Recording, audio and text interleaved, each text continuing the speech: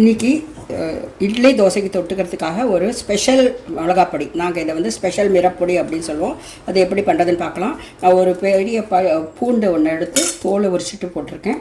இப்போ இதுக்கு தேவையான அளவு உப்பு போட்டுட்டு நல்லா இதை வந்து நசுக்கணும்.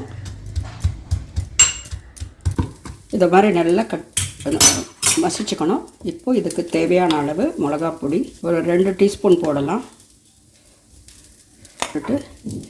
எண்ணெய் போடணும். எண்ணெயும் ஒரு 2 டேபிள் ஸ்பூன் அளவு போட்டுருக்கேன். இப்போ வந்து இதை நல்லா கலந்து விடணும். கலந்து விட்டால் இட்லி தோசைக்கு தொட்டுக்கிறதுக்கு நல்ல சூப்பரான மிளகாப்பொடி. நாங்கள் வந்து இதை ஸ்பெஷல் மிரப்பொடிங்குவோம். இது வந்து ரொம்ப நல்லாயிருக்கும். எங்கள் வீட்டில் இருக்க எல்லாருக்கும் ரொம்ப ரொம்ப பிடிக்கும்.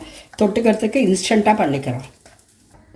இந்த மிளகாப்பொடியை நான் வந்து இது தோசைக்கு தொட்டுக்கிறதுக்காக பண்ணியிருக்கேன். சூப்பராக இருக்கும்.